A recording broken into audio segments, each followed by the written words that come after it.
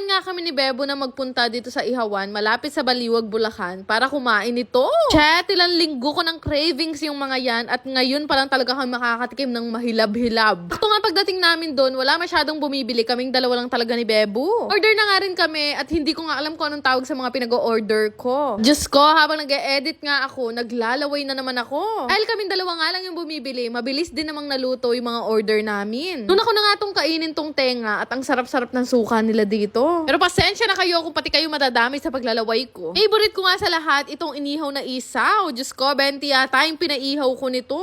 Diyos ko, kanya mana. Papahigop ka pa ng suka sa sobrang sarap. Ito naman si Bebo, inihaw na chicharong bulaklak yata yung binili niya. Sa ako, focus lang ako sa goal. Inihaw na isaw, Diyos ko. Taga naman sa dami kong kinain mga patakla na ako kanini. Rugo, magagalit na naman yan yung may mga rayuma. Meron nga akong in-order na mga ganito, bilog-bilog siya at parang bituka din. Oh, Diyos ko, anong kinain ko na sa esophagus ko na bumalik pa. Ay, kasarap ng kain ko. Maya-maya nga may nakakilala sa akin. Marami ko pa munti nga, nakakaiya. Makabusarga ko pa mo at tiyan. Pagkatapos nga namin kumain doon, dumiretso nga kami dito sa may cafe. So daw kasi ng kape ni Bebo at nakita nga niya tong place, sobrang aesthetic kanwa, no? Request pa nga siya sa akin, nakuhanan ko daw siya ng video yung aesthetic. Mas kakaburi na nga po mo. Pagkatapos nga namin magpaka-aesthetic doon, ginabi na nga kami halos sa pag-uwi at dumiretso na nga kami dito sa SM Baliwag. Fireworks pa mo, lang katapos ang fireworks, ne? Napansin kasi naming dalawa, wala pa pala kaming regalo sa isa't isa. Nabili namin yung buong barangay, kaming dalawa walang regalo.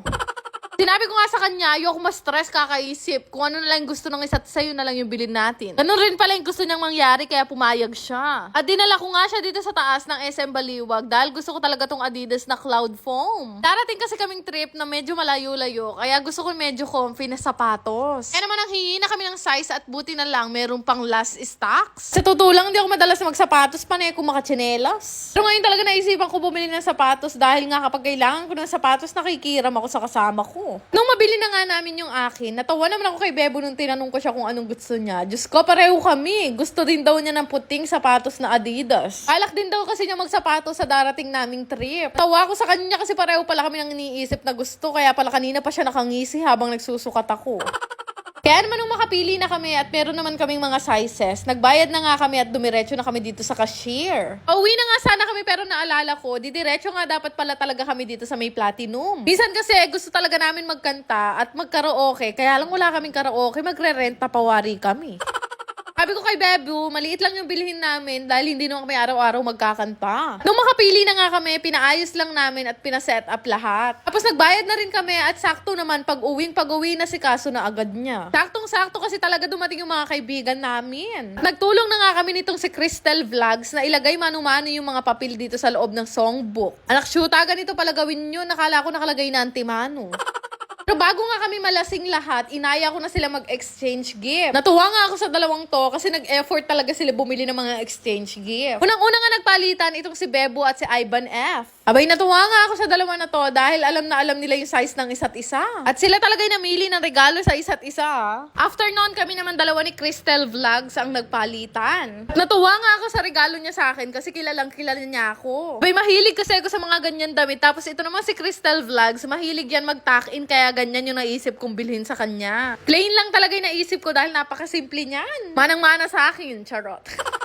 Maya nga dumating na tong dancer naming kaibigan at hindi ko na talaga alam kung ano pa yung mga susunod na nangyari. Alam nyo na.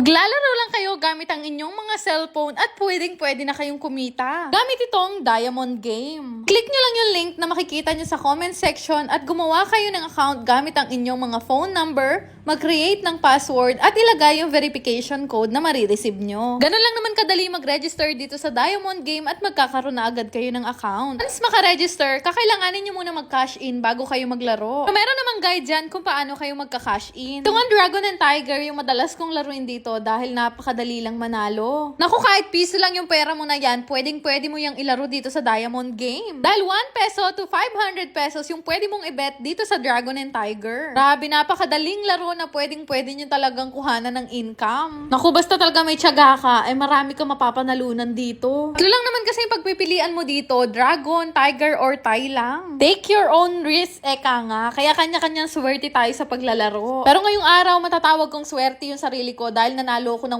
1,800 pesos sa isang bet. Di ba yung 500 ko, 5,600 na ngayon? Dali lang naman mag-cash out dito. Lagay nyo lang naman yung amount na gusto nyo i-cash out at syempre yung GCash account number nyo. Kaya naman, subukan nyo na ring laruin at mag-download na rin kayo nitong Diamond Game. Yan lang naman. Salamat!